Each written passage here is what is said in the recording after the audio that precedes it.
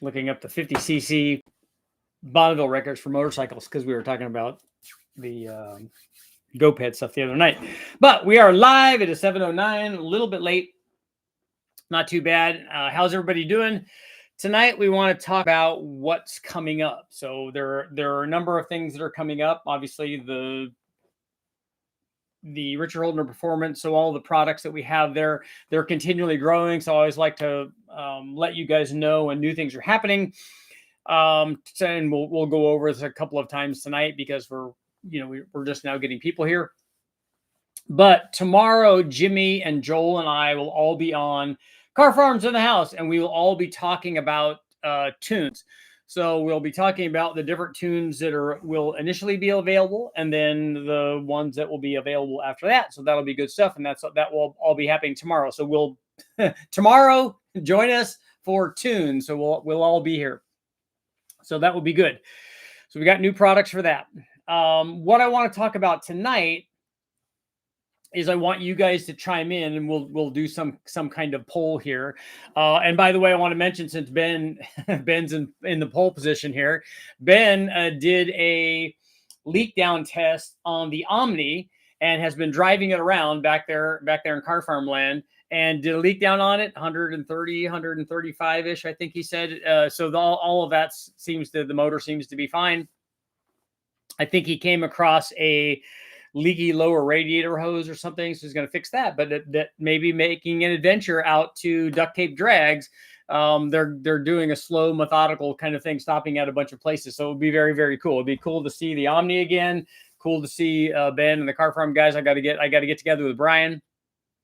And so that's awesome. I still want to go back, even when the car comes out here. I still want to go back out there and do some more fun stuff. I think I keep wanting to do a rampage with this 2.2 swap in it, and I think that this is kind of perfect for that. So it would be cool to have a rampage. I'd love to have a daily driver rampage, because I don't need this big truck, but I do need a truck that I can put engines in, because I still do engine stuff.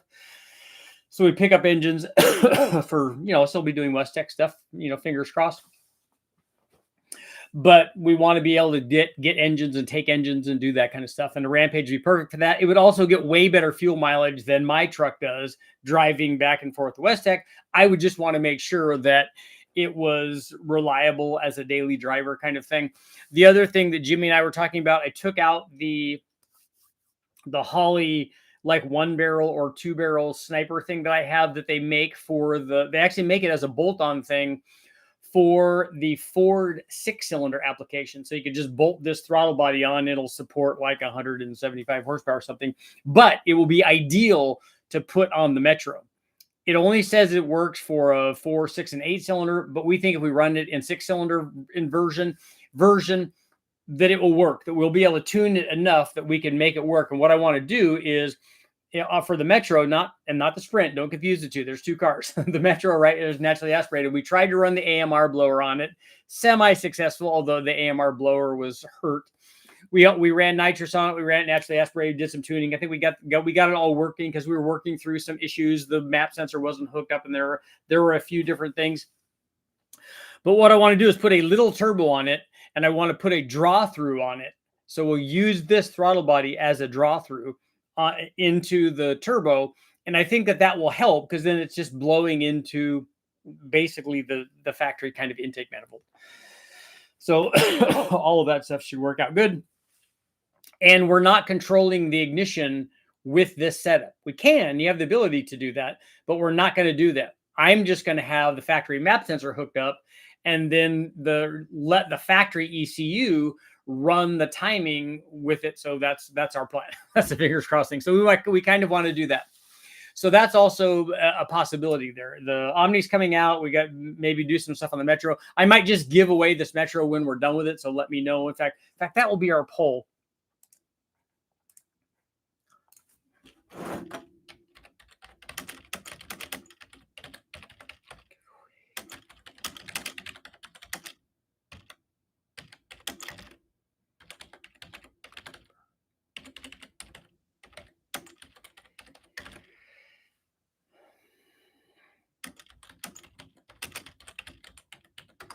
Or let's car show just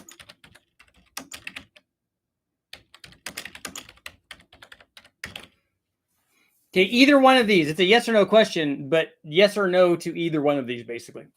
Okay.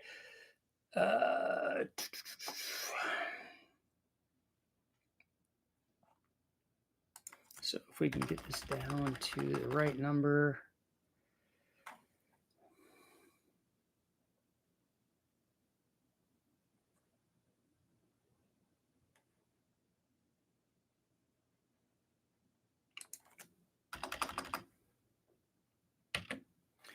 Okay, should I do a giveaway with the Metro XFI that I have?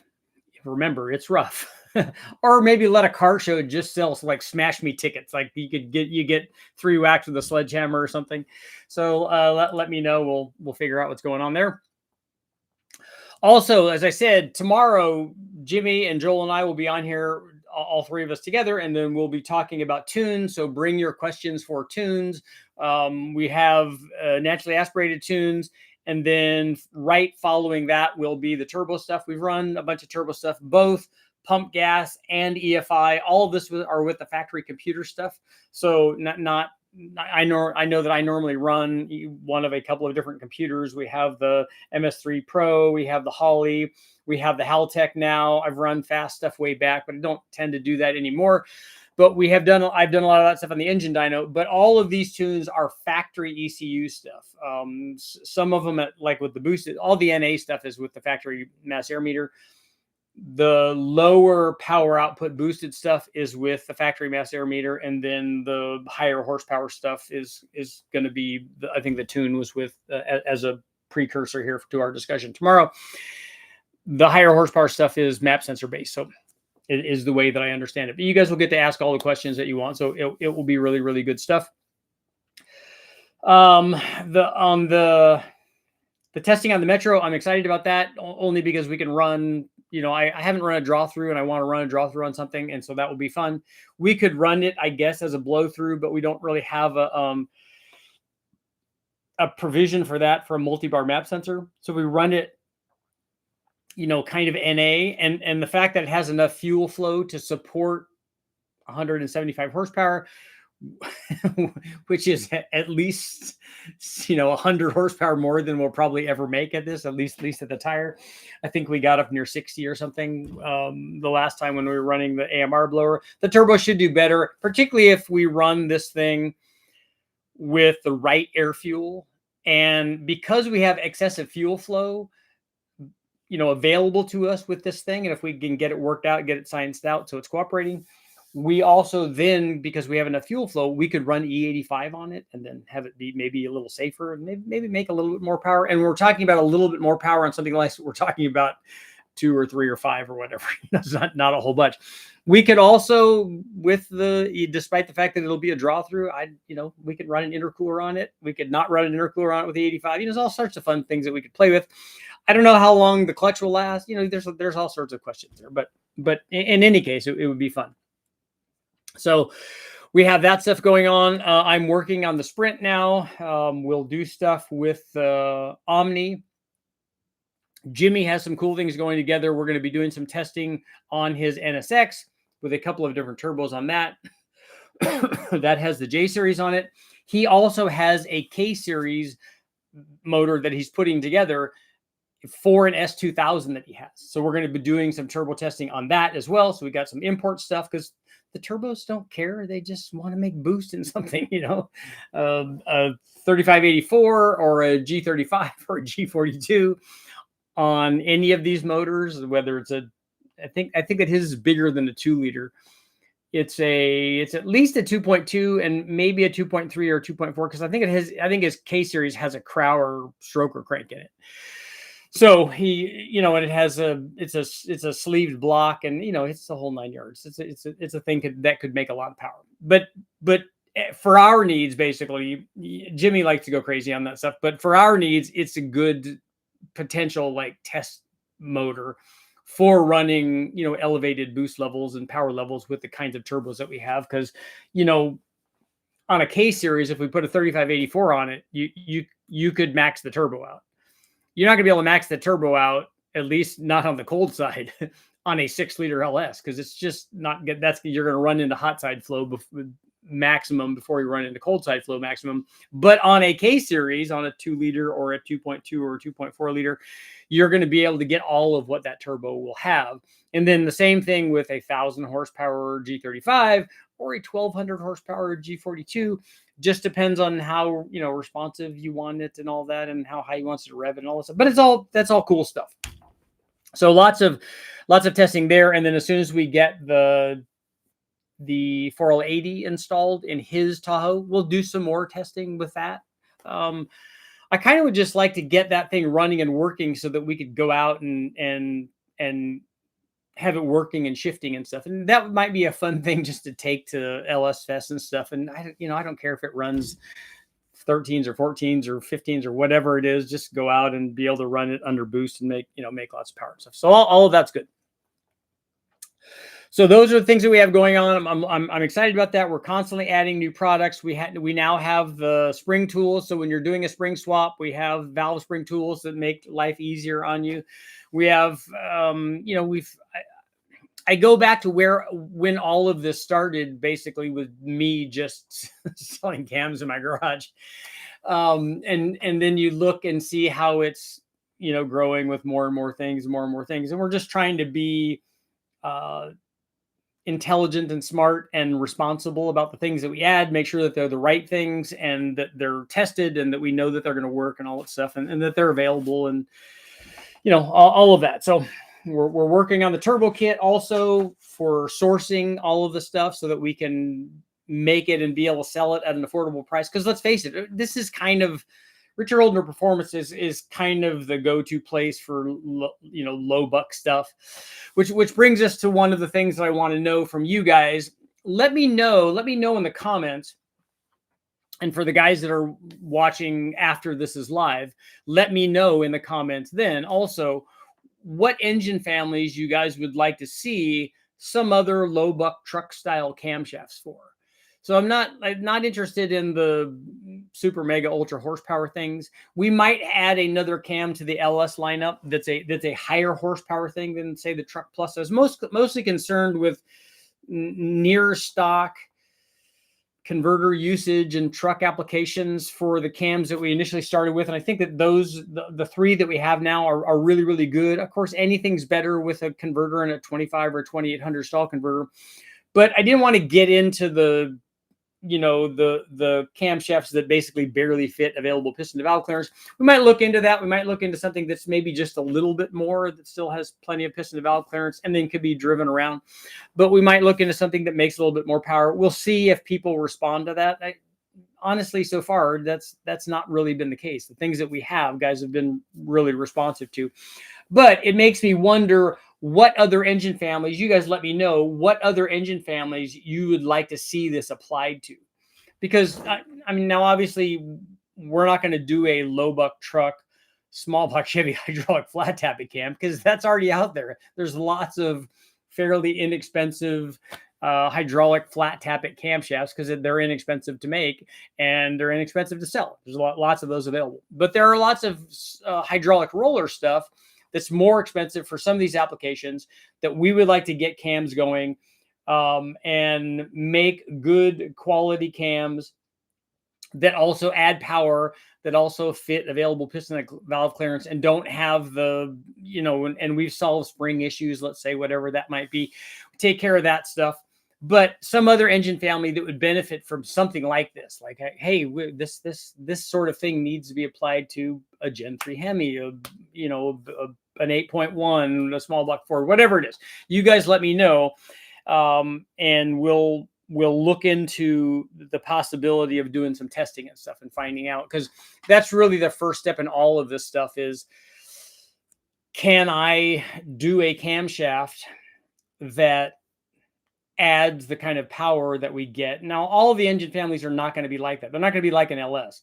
An LS is kind of a home run because it has all the other things that it needs besides the camshaft. Then when you, especially the truck motor, because the LM7 camshaft is the smallest of all the camshafts. And then when you put a camshaft upgrade on that sort of motor, you look like a hero. We gain 60, 50, 60, 70 horsepower, whatever. So that's a lot. All cam swaps are not always like that. So on some applications they might be, but we still want to see what applications do you want to see that on. Maybe there's some things that are high price right now that you'd like to see more affordable options on, even if they were similar kinds of performance. You guys let me know, and we'll take a look at that stuff. I love, you guys know me. I love doing dyno testing. I love finding out what works and what doesn't work. And then this is just another layer, basically, kind of on top of all that. So it's good stuff. So let's see what you guys got going on for tonight. Car farm, yeah, first unearthing a second. So you're still on the podium. That's nice. I can't stay long. Bigfoot, what's going on? Got to go to bed. 2 a.m. comes early. Go to work after it posts. Yeah, 2 a.m. If you got to get to 2 a.m. from now, that comes pretty fast. We have 5 in stock. Oh, of the rampages. I have a huge question for you. Maybe you can answer. I have a first gen 4L80 transmission. I'm trying to marry it to my Gen 4 4L60. Is there a kit I can buy to upgrade the transmission? I don't know about transmission kits. I mean, it will bolt right up to an LY6. It doesn't care what motor it, unless it's a. I'm thinking that's a 4L80 from an LS application. Unless it's a 4L80 from a big block Chevy or something like that. In which case the distance is going to be different. I mean, it'll still bolt up, but you have to change. You have to get a different flex plate or something, and that solves that problem pretty easily. But I don't know about upgrading the transmission. There are upgrade kits, so if anybody else can answer Unearthing's question about the transmission, about upgrading the 4L80. Too bad you couldn't have got the Rampage from Motor Trend with Steve D. Bankshift approved. That would be awesome. Currently working on 6-liter, tossing ideas around for ring gap for more power through either turbo or procharger. Yeah, you need like 6 to 6.5 thousandths per inch of bore, and that's a good guideline for that sort of stuff for boost. Zax, what's going on? What's up, Rich? DOD deleted and cam 2014 Caprice with the BTR truck cam works pretty well for truck cam. Satisfied with it. 14 is an LT based motor, right? No demolition derby stuff around here. I don't know. A Sprint wouldn't be a good one for that, or a Metro wouldn't be a good one for that. It would be a good one for them to smash, though. Got a flex plate spacer, etc. I bought a Holly Terminator X Max for the motor and transmission. I'm reading I may have to upgrade stuff in the trans itself. I don't have anyone I can ask. Are the solenoids different or something in the transmission? Is that why the Holly would have problems with it? What year 4L80? If it's a 96 or newer, should be good to go. See, that's why we come here. Sure, someone out there is doing the same setup. If you call Holly Texas support, couldn't walk you through it. My friend Mike works for Holly and their tech and R&D. I'd say call and ask for him specifically. There you go.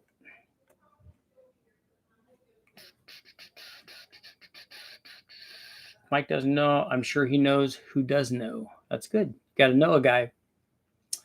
Say any of the popular older engines, small block Ford, small block Chevy, big block Chevy. Are you providing basic tunes? We're providing tunes specifically for these applications with our cams. I was building my Gen 4 5 hybrid 454. I would have liked something like that. Ended up with a Melling 218 226. Yeah, that sounds like a good cam. Are you happy with that? Did you go hydraulic roller on that, or did you stay with a flat tap it, which you could do on both of those? Definitely giving them a call.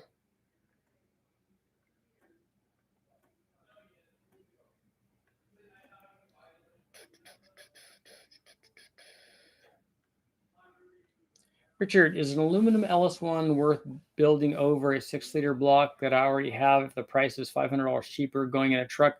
If you already have a 6-liter, just put that in. A 6-liter makes more power than an LS1 because it's bigger. And if you already have it, you should do that. Holly was actually super helpful when we installed the Terminator X in my friend's 90 GT. Got a 5.3 out of my buddy's truck that he rolled over. Truck had 225,000 on it, just getting broken in. After we pull it, it sat for 2 or 3 years. How far on the rebuild would you go, or what do you recommend as a minimum? Well, for me, it's an easier choice because we would just put it on the dyno and see if it works. You could, I guess, put it on a run stand. I don't know that I would be game on installing it in a truck or something unless it was a really easy put in and then running it to see if it works. Otherwise, I don't know what you're trying to do. If you were planning on taking it apart to put, ring gap in it anyways, then when you take it apart, you should be able to look at that stuff. Low buck truck for a 4.3, maybe the 4.2, not a 4.2, not the Atlas motor, but a 4.3 V6 is definitely a possibility. Rolling out a new low buck truck cam? No. Well, yes and no. The question was about what other application we should apply that kind of thing to. And it's not going to be the same specs as the low buck truck cam that we have for an LS necessarily, because that may or may not work for whatever this new combination is. An Iron Duke cam. We could sell maybe one of those. That would be good. Ford 427 built by Texas Speed, 248, 260. That's a big cam. 655, 657, 111, 108, 90 psi compression on all 8 holes is because of the overlap. It is a big cam. 90 seems a little on the low side. I don't know what the static compression is on that motor. Was the static compression high on it? That's a fairly tight LSA. But I haven't tested that motor to me. I mean, the Omni's low compression, but it's got a much, much smaller camshaft though. I'm out. Almost 10:30 here. Have to get up at 4:30 for work. Non-glamorous life of a water treatment plant operator. Good. You're making everything safe for us. 6 liters are good. 6 liters are better than 5.7s and better than 5.3s and better than 4.8s. In terms of making power. Unearthing, put a Transco HD2 kit in it. $160. They work well on a 4L80. Yeah, I was going to ask that question. If we got a 4L80 from like a wrecking yard or a rebuildable one or whatever, is there a good kit out there that somebody recommends that we could do to this to make it work for a turbo application? We're not going to make 1,000 horsepower stuff, but we want to be able to run the boost up and have this thing shift. Pretty sure it's still an LS. It might be in a 14 because they continued the LS in some of the bigger heavy duty trucks. Only have the 6-liter block and crank, need a rotating assembly, just bare bones. Okay.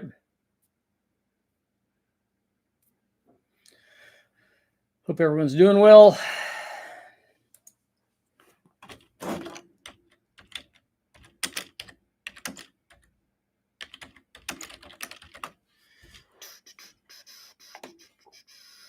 $14 is saying a 6.2 is a direct injected. It'd be an L86. But I thought that they continued the 2014 to present Silverado, Sierra, Tahoe, Yukon, Escalade. But I thought that they still had the LS offered on some of the bigger, heavier duty things. Constant pressure valve body upgrade. I keep hearing that Transco kits are the way to go for the 4L80s unless someone else knows of a good one. The PPV went to 17, but don't quote me. Okay. Did you do the compression check with all the spark plugs out at full throttle? If not, that could be the problem. Oh, are you talking about him on his 90 PSI thing? I'm hoping that all the plugs are out. It doesn't have to be at wide open throttle. Truck Plus versus low buck truck for a daily driver 383 LS going into Yukon. On a 383, I wouldn't have a problem with either one of those. My question would be, do you have a stock converter for that? My goal was just to do an LS swap with minimum effort, so it's not sitting for a while, but I did have planned to give it some gap, so I might as well just do seals and bearings. You can. On our wrecking yard motors, we don't do that. We take them apart, we put ring gap in them, and put them to get back together using all of the stuff, using all the same stuff, all the same rings. I mean, the rings just have gap in them. They're the original rings that came out. Rings, bearings. I do the razor blade rebuild, scratch the stuff up. We put a new head gasket on it, but the front cover, rear cover, all that stuff. Anymore now that we've had problems with Jimmy's Tahoe, we even put in he put a new rear seal in it, but that new rear seal is leaking. So he's going to put a real GM one in there now. Should I be worried about porting my cathedral port heads and exposing the bolt holes for the rockers? I don't want my rockers to strip out with a spring and cam kit. You're not going to be porting in. You should not be, and you probably will not be porting into the threaded portion of the head. You don't want to go into that. There's no need to go into that. What you should be concerned with is if you don't have the intake manifold on and you bolt your rocker down, take a look inside there and see how far the rocker bolt goes down. The end of the rocker bolt protrudes into the intake. So it would be more important for you to grind down your rocker bolt so that it clears the head port if you're concerned about that. 6-liter stayed in heavy duty trucks through 19 model. Okay. Guy with the 427, 10-to-1 compression. Test done completely cold. Definitely should have mentioned this. Yes, all 8 plugs removed and throttle wide open. Only went 5 compression strokes. I do a minimum of 7, sometimes 8. Is there an ETA on the turbo kit? No, there is not. Building a 4L80 for 850 with an L33 with low buck truck cam, GTX 35 turbo, and Trailblazer SS. What's 850? Because you're not going to get 850 with a 3584 unless you're doing 2 of them. Transgo HD2 kit. I have a 6-liter that was rusted up in 1 cylinder. Sat for years and froze it. But there's a nick in the liner. Is it okay to run? Having not seen it, I don't have any idea. I can tell you that we've run lots of stuff that I've taken apart that had rust in it, and that I have basically emery cloth or sandpaper or steel wooled or Scotch brighted with WD-40 and run it. And for the dyno, it's fine. And if I was trying to do it and had to get in between rounds and it was like that for some reason, I don't know why it'd be rusted, but if it was, I would just put it together just like I did on the dyno and I would run it.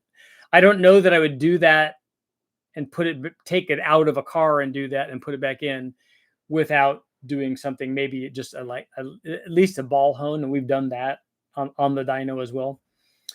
The 2400 converter for the 4L80. I was thinking a 3000 stall would be too much. Yeah, I don't think you need a 3000 stall for a daily driver. Although Jimmy has something like that. It's 3000 or might even be 3500 in his Coyote Mustang. I think he has a 19. And because it's a lockup converter, it kind of drives around. It doesn't drive around, like a jet boat does, like you're stalling it at 3000 all the time. It drives around just like a factory one drives around because a converter locks up and you just drive around like at 2000 RPM or whatever. And so it works very well like that. So maybe you can get away with more stall converter if you have a lockup converter and it's not a problem. The computer's kind of controlling that. But 3000 just seems like a lot to me. Offset double lip rear main seals work great on leaky mains. Yeah, we don't have problems on the dyno. I had a bad rear main when I had a guy do it for me because we were swapping stuff out while I was on the dyno. I just gave him the truck and he went and took dropped the transmission and did the rear seal. He said, I will only do this and I will guarantee you that it's not going to leak if you only do a factory, get me a factory rear cover and seal. So it's important to him. Also, they suggested rings gap for boost, but not provide numbers. Yeah, James, 6 to 7,000 or 6 to 6.5 thousandths per inch of bore. So on a 4-inch bore, 6 or 6.5 times, 4 gets you there. Working at flint assembly, nice. Nick is deep enough, you can feel it with my finger. Can you feel it with your fingernail or with your finger? Do you ever follow Engine Labs projects? Yeah, I was there when they tested the L83 stock casting heads with stock block built to turn over 9,000. I don't know. I don't know why you would choose an L83 head for that. That's the least good flowing head of all of the LT base motors. What style do you recommend for an L96 with a truck plus cam for a daily driver? Yeah, on the L96, since it's a 6, that's at least a 6-liter or a 6.2, you could get away with a stock converter on that without any problem. And the head casting and the stock block have nothing to do with 9,000 RPM. That's those two things are really irrelevant, other than having the right spring, and I mean the cam is not part of that, but make sure to use sealant on those LS flex plate bolts. They will leak oil past the threads and look like a rear main seal leak. Yeah, that's a good point. Yeah, because the holes in the crank go through. Let me hear your thoughts on aftermarket LS7 quality, lifter quality. I've heard some things about Delphi lifters. I'd like to hear your thoughts. The ones that we have work very, very well. I've never tested enough different ones from different sources to know exactly which ones are good and which ones are bad. But the ones that we're getting we know are good because we've run them a whole bunch. I don't have fingernails. Yeah. That's fine, but that's usually the litmus test. Is if you can feel it on a machine surface, if you can feel it with your fingernail, that's usually the go no go thing. Although it's not, but for a lot of people, it's the go no go designation for whether or not you should fix it. I can tell you, I've run stuff that's been scratched that nobody would run, and then we ended up fixing it, and it didn't make any difference at all in power. Put a 3600 stall in my 4L80 in my Firebird. I could daily it easily. Okay. Yeah, and I think on a lighter weight vehicle like Jimmy's Mustang or Camaro, as opposed to a truck, that it's probably more forgiving for stall converter. Is RHP 800 turbo maxed out at 800? Well, we've made 800 with it on a 5.3. That wasn't all the way up. There's a guy that we had, a customer of ours that's made 730, I think, at the tire. So that's up in that area. But that turbo would tend to run out of hot side flow on a 5.3 or a 6.0 before it run out of cold side flow. That turbo is rated at 950, but you won't get there on that motor. If you want to make 800 or you want to make more than that, a bigger turbo is necessary. And what I would recommend. I would step up to the G35 if you're still wanting a whole bunch of response. But quite honestly, I just go to a G42. Guess I'll take the gamble. Better than the 5.3. It's replacing it goes through 6 quarts every 1,000 miles. Why is your 5.3 going through so much oil? Is it rings or seals or what is it? Guides? L96 6-liter with 823 heads. Yeah, it's like a LY6, right? My opinion on Delphi lifters, I don't care if you dish them or not, but definitely clean them with mineral spirits and remove all the cosmoline. Okay. I can tell you that mineral spirits is terrible for cleaning stuff prior to painting. I bought some. I thought, wait a minute, this is not going to work. I made a couple calls. They're like, yeah, that's a terrible idea. That's not going to work. And so I just used isopropyl alcohol when I painted the elevator for the tree fort. Just got my 3600 stall in. Haven't run it yet. Trans is holding me up. I put a stage 3 cam in it. Got no clue. Intake is loaded up with oil. Seems to be coming from the valve cover, which is replaced. And remember, the intake manifold on an LS usually is full of oil. It's full of oil, not really because it's leaking. I mean, it is in a sense, but the PCV system goes into the intake manifold. That's where it actually draws oil vapor out of the valve cover and out of the center valley cover. And so it's drawing all that in. And then the oil, the way that those intakes are designed, they have an area basically for all of the oil to accumulate and puddle. So it's not unusual for there to be a lot of oil in there. Acetone works great too. Yep. That's actually what I went to the store to buy. And then I'm like, oh, mineral spirits. I think I remember somebody telling me about mineral spirits, and they probably did, about cleaning lifters and not about cleaning the metal, the fresh metal that I bought and worked on and welded together and stuff for the elevator and the screens and stuff. And so I'm like, yeah. And the mounts and beams for the hoist. Now I need to actually make a shield around it, just a cover for the rain. Little rain guard. It's crop dust or burning oil, especially under bad. Oh, okay. So what also happens with these things with real high mileage, most of the ones that I've taken together, like to do big bang stuff on, when you take them apart, the oil rings are stuck. They won't rotate anymore. Sometimes the regular rings can get stuck too. And they don't get stuck usually from detonation, from collapsing a ringland. They get stuck because they get buildup. You get burned oil and stuff. And it builds up. And so it doesn't allow the rings to rotate. It's less common for the first and second ring.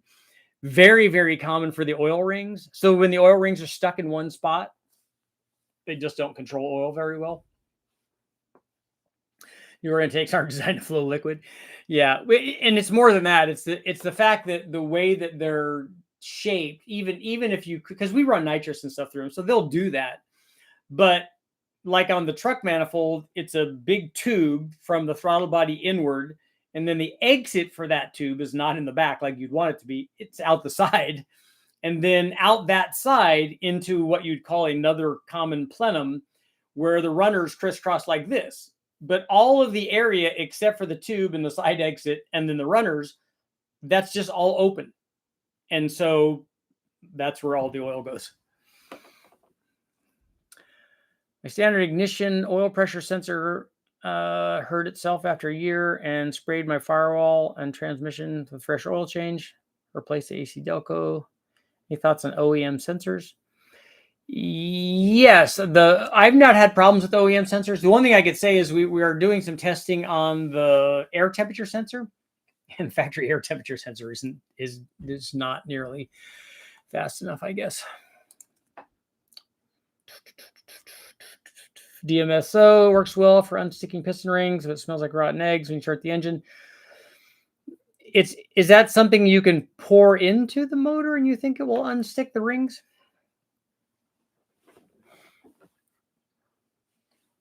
I'm talking about when we take them apart to add ring gap. One of the other things that we do also is we free up all the rings. So we have essentially just rebuilt the motor and put fresh rings in it with more gap now.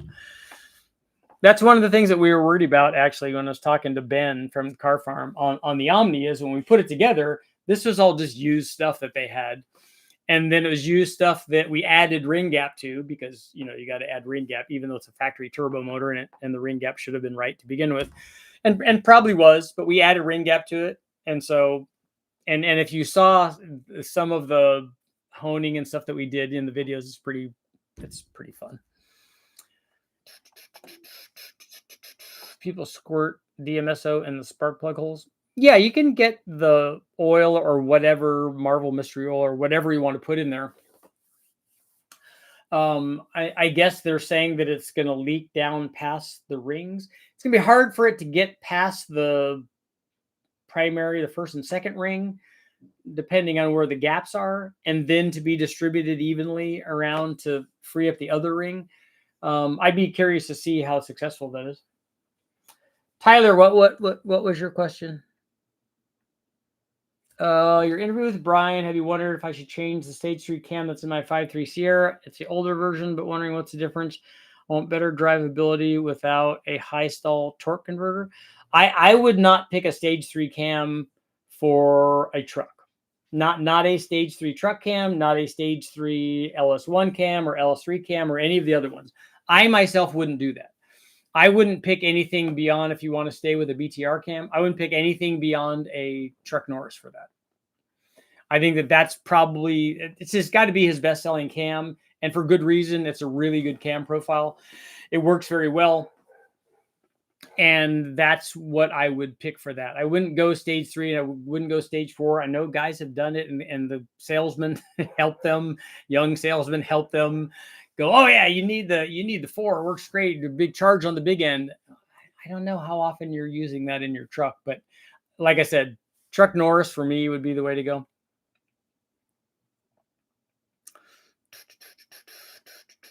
You'll have to change the oil afterwards because it contaminates the oil. You just need to run a bunch of E85 in there.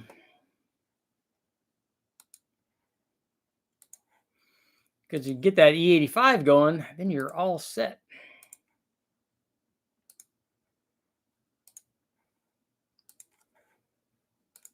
You guys need to also go get wastegates, man. Go get some wastegates. We got wastegates in.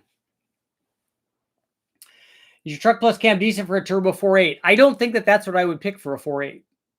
I would pick the Ripper cam, or I'd pick a low buck truck as soon as they come back in stock.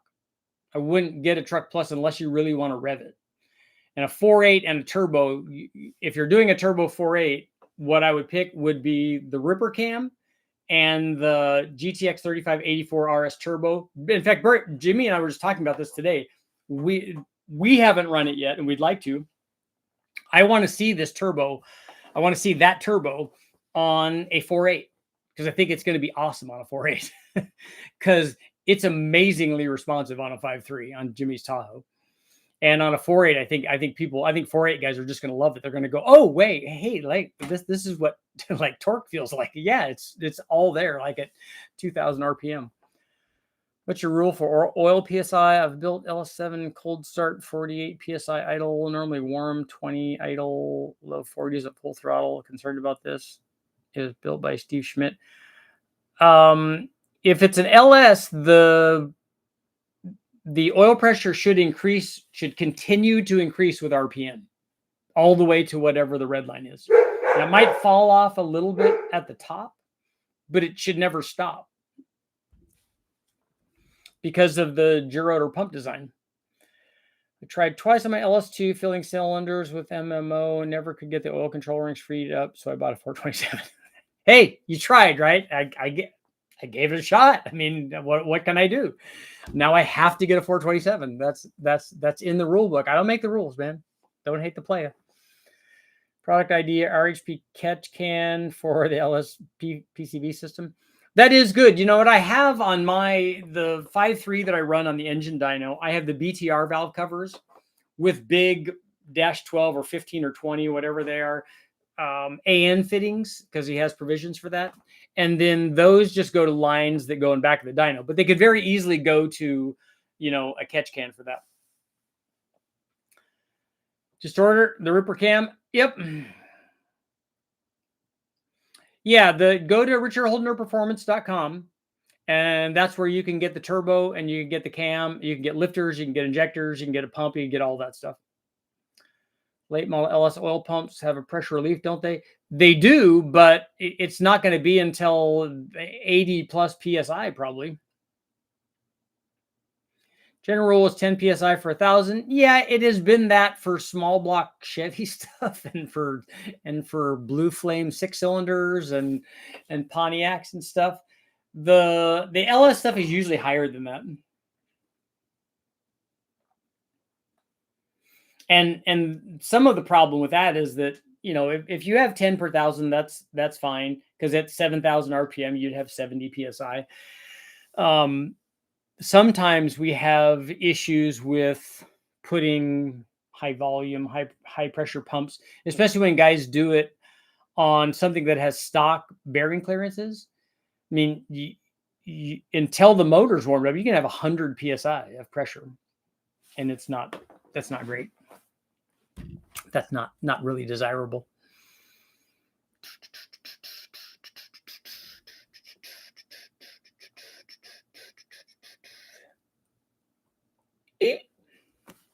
I squinched it.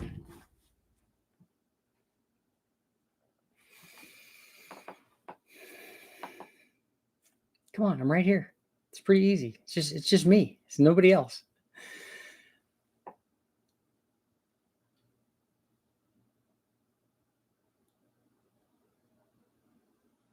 See how I tricked my camera?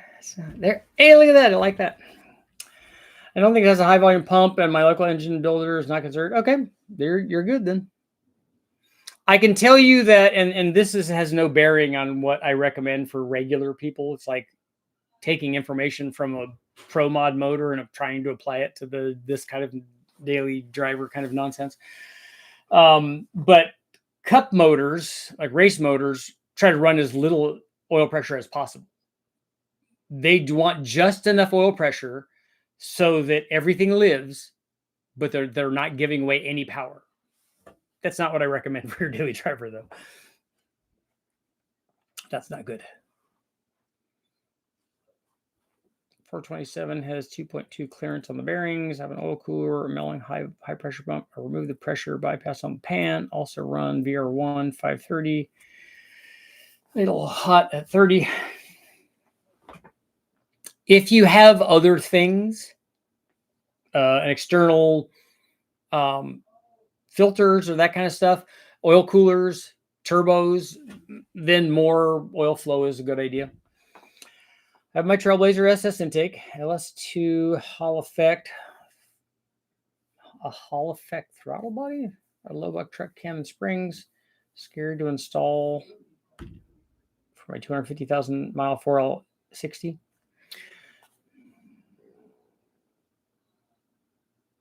I don't know what a Hall Effect throttle body is. Starts by passing at 3,500 RPM at 55 PSI and holds that to 7,000. Milling set is normal. Okay.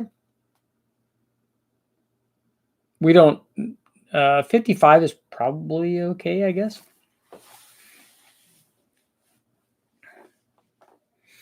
I wonder if that pump has a 55 PSI spring on it or something. Picked up an LC9, 799 heads, has flat tops. What's the biggest cam that will clear? You're the pro. The cam that will fit a flat top is the same cam that will fit a dish piston. That has no effect on piston to valve clearance, because where the valve hits is over on the outer edge of the piston, and on the factory dish pistons, there's a raised section, essentially a flat top over there where it's going to hit anyways. So somewhere in the mid 230s at 50 is what's going to hit on that. Hush puppy shoer and crumb cake, around 100 psi of oil pressure. Cold Wham Alicat, Hush puppy shoer and crumb cake. Doing a junkyard rebuild on L31 Vortec 57. I believe the rod bolts are torque to yield. Will I regret reusing them? We do that to LS stuff all the time. Although I don't know if those are torque to yield or not. They're angle torque, so they're not probably torque to yield. Hall Effect throttle body just has no carbon wipers, nothing to wear out over time. Works like a crank sensor. What part of it is Hall Effect? Is it? Are you talking about the TPS, or what are you talking about?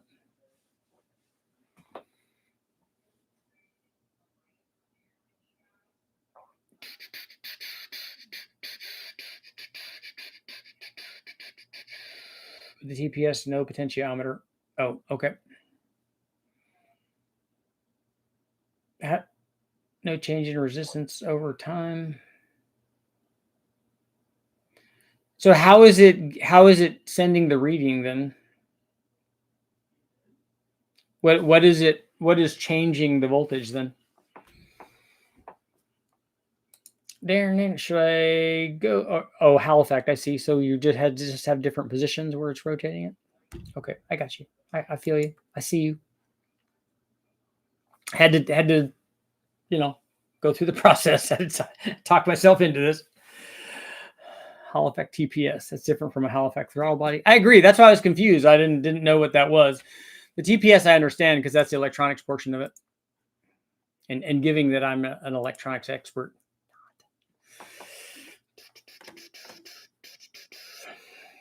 But I do think I could hook up this Holley throttle body thingy. Although it's going to want more fuel pressure.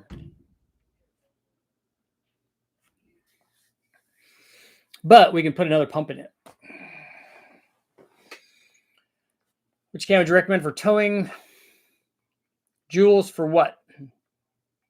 Did you have another question that's on?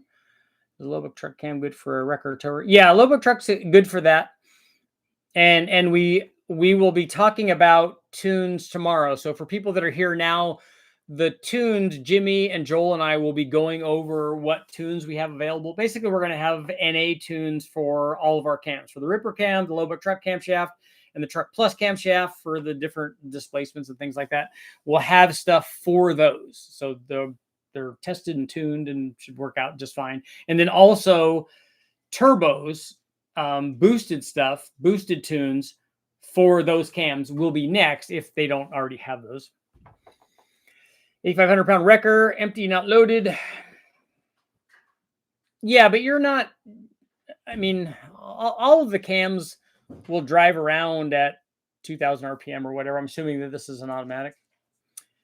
Once bought a crate engine that was a hush puppy shoe wearing crumb cake. It was built so tight. Oil pressure cold was 100. We've had some of those on the dyno too, and it's kind of scary. I remember doing that on one of the big blocks that I had. We had the I think it was a Moroso billet pump, and that was really, really high. And I had the lightest spring of, I think that they supplied 3 springs with it, and they're like, yeah, here's 2. You really want to step things up. I'm like, oh, do we want 200 at idle when it's cold? What, 230 degree duration? Yeah, it will have chop. I mean, you could smooth it out a little bit with a really, really wide LSA if you wanted to do that. But a typical 230 cam is pretty big and will idle and stuff accordingly. NV 4500 5-speed. Oh, okay.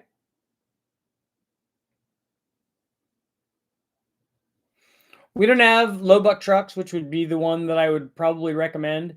We don't have them in stock yet. The Ripper would be the next choice. The Truck Plus would be the last of the choices for what you're talking about.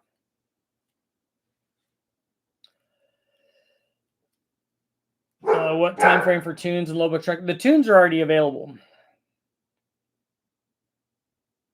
So that, I think Jimmy already put them up. So you could go get a tune right now if you have an application for it. If you have one of these cams, then you just need to get with, and they'll go through the procedure, I'm sure, tomorrow. You just need to answer some questions about what it is and what transmission it is and converter and rear end and all that stuff. All the things that are pertinent to what's going on with the tune so that they can optimize all that. Richard, tell me the biggest cam you have that will fit an LC9. I'll go buy it. The biggest cam we offer is the Truck Plus. So that's easy. But that's not the biggest one that will fit in there. Other people make bigger cams. We're a BTR dealer. So if you want a bigger cam than that, there are certainly bigger cams than that. But yeah, the one that we sell is a Truck Plus. We tried to get that thing to make, it wouldn't quite make 500 on a really nicely done, wasn't an LC9, it was an L33, but the same thing. We had good ported heads on it, and we had some kind of intake manifold on it, fast or something. And we were hoping that it'd make 500, but it made like 489 or 490. It's not really a big camshaft. You know, if you go up in camshaft size, we could have got to the 500 because we were only 10 away. But the camshaft wasn't designed for that, and I didn't ever want that to be a thing. I'm just like, well, we already kind of have this motor here, and it makes a lot of power with a really big camshaft. What can we do with our camshafts that aren't designed to do this? And so we did the test.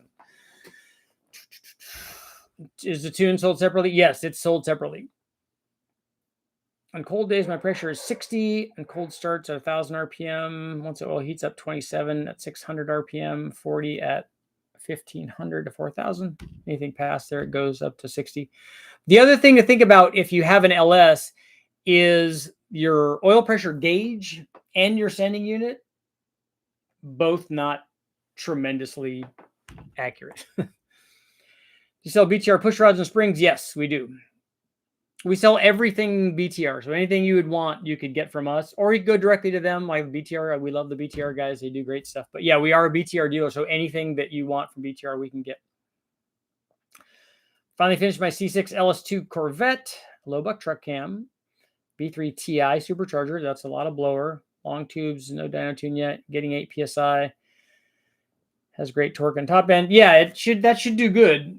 You must be spinning it fairly slow for 8 psi on that thing, because that thing has a lot of potential. I mean, that's a 1,000 horsepower blower.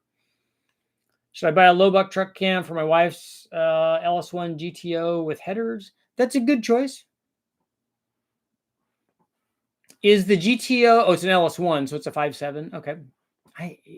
On a 5.7 or a 6-liter, I almost would lean more toward the Truck Plus. I don't see the tunes on the site. Must not be up yet. Jules, we'll go over all of that stuff tomorrow. I'll stick to buying through you. I appreciate it, man. Appreciate the loyalty, customer loyalty. That's good.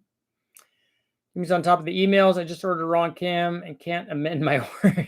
Well, what did you get, Williams? I'll tell Jimmy. Jules, 3D said they saw them on the site today, and I thought Jimmy told me that they were up, so maybe search around a little bit.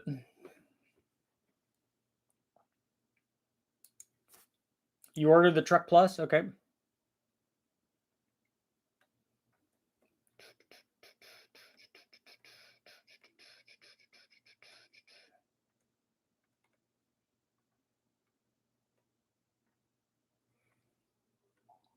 And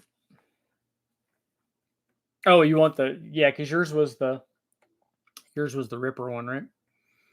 Oh, on a 4.8. Yeah, definitely get the and if you ordered it today, I'll have to see. I don't think he shipped it out today, but we'll send you need the Ripper camo springs, okay?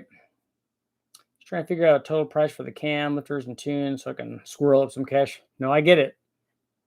If I just got the wrong cam. He needs the wrong cam shirt, right? Do I have that? Oh, I have the other guys on. Yeah, 4.8, you want the smaller cam. When you built the D-stroked 8,000 RPM engine, was ordering custom pistons for the right compression height? Would it be easier to find the right length rods instead? Yeah, right now it would be a lot easier to build that motor because Summit has forged 4.8 length rods. So you just get that and you just get a standard compression height piston.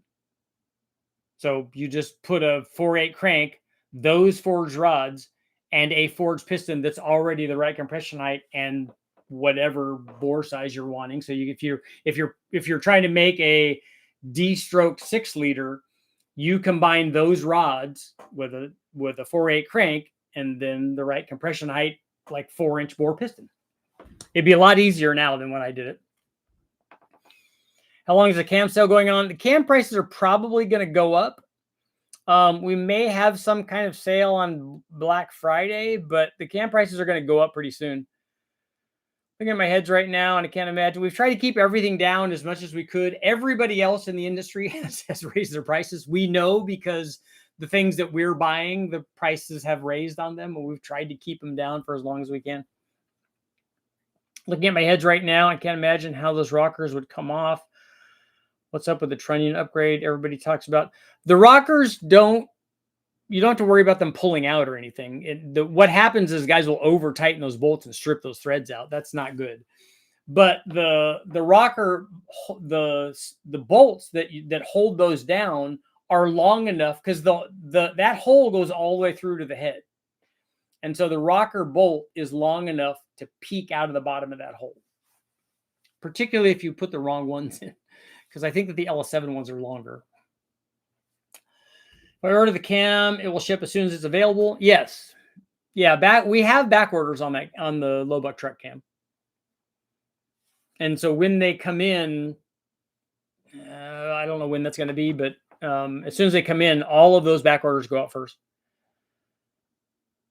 I've watched videos where you say in a smaller displacement, the cam acts bigger. Would be awesome to see a 4.8 versus a 5.3 versus a 6.0, all with all three of those cams. Yeah, that's not going to happen, but I've already run enough testing to know that that's the case. I mean, if you look at the video that I have up where I ran a stock 4.8, a stock 5.3, and a stock 6.0, look where all of those make peak power. And it will tell you. I mean, just look at a 4.8 and a 5.3. It will just tell you right away. Those have exactly the same heads, the exact same intake manifold. I think that they have exactly the same compression. They have the same camshaft. Look where they both make peak power. So that's what I mean by it. The displacement tames the cam down. Definitely would like to see some 5-liter small block Ford or 351 cam stuff on the site. Might be a decent market. The next cam you come out with should be called the Hush Puppy Shoe Wearing Crumb Cake. Stock rockers will run to 7,000 RPM without issue. Longer bolts are all that I want. You don't want longer bolts. That's what I'm saying is the longer bolt, the end of the bolt sticks out into the port where there's no threads. So the longer bolt isn't doing anything. In fact, you need to cut some of that bolt off so it doesn't stick down into the port. You haven't changed any of the thread engagement, and thread engagement is still the same. The L33 that we have has stock rockers on it that probably have 200,000 miles on them. They're the original rockers that came out of the wrecking yard, and we have 100 to 200 runs to 7,800 RPM with those, if that tells you. Yeah, 7,000 is nothing. You don't need longer bolts. You don't need any of that. It all just works. Those rockers are amazing. Should I do a giveaway of the Metro XFI? It's rough, or let a car show just sell and do some Smash Me tickets? Yes, of course you should. I actually offered that to Freiberger, but he said he wasn't really set up for that. I offered him some giveaway stuff too. I said, hey, look, I'll give you guys some cams or whatever. I said, just give them away to people at the show. We're not really set up for that. So, okay, that's all good. I like Dave. Dave's good people.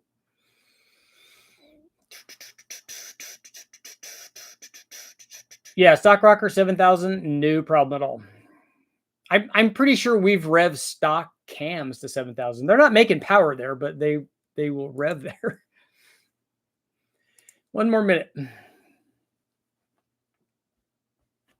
We're thinking about some new shirts also. Jimmy and I were kicking around ask hole. Don't be an asshole. We thought that was kind of funny.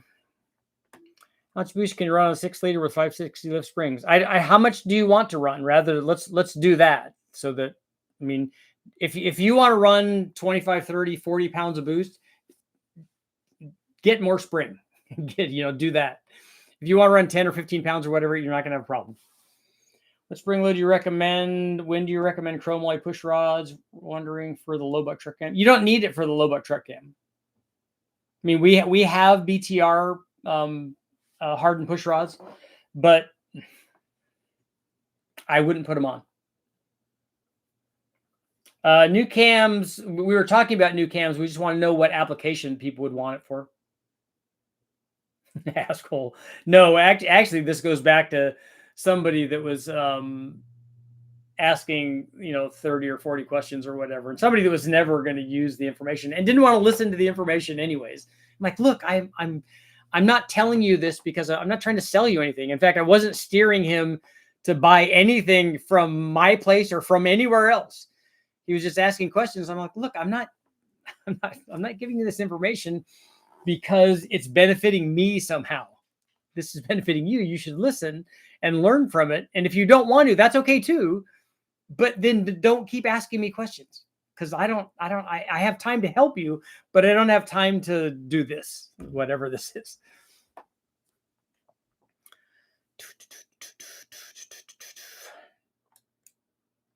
If there's benefit, thumbs up. No benefit, thumbs down. Magnum or Hemi cams for Hemi 03 to 08 would be great, but the 09 would be cool for those guys also.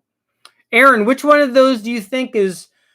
I mean, it seems like BTR is doing Hemi cams, but they're doing it for the later ones, and I don't think the Hemis that I see in wrecking yards, and that's my jams, are all early ones. But I also don't know if all the early Hemi guys have they already all bought cams. Wrong shirt would be funny. For cheap, we need 03 to 08. Yeah. Glad to see the valve spring compressor. Bought the Bluegrass one. Didn't have it on the site at the time. Yeah, no, those are good. I've used the Bluegrass one. You need one, Aaron?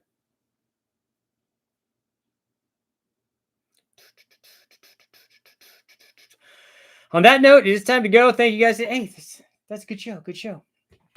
It's a good live feed. Good interaction. I like that.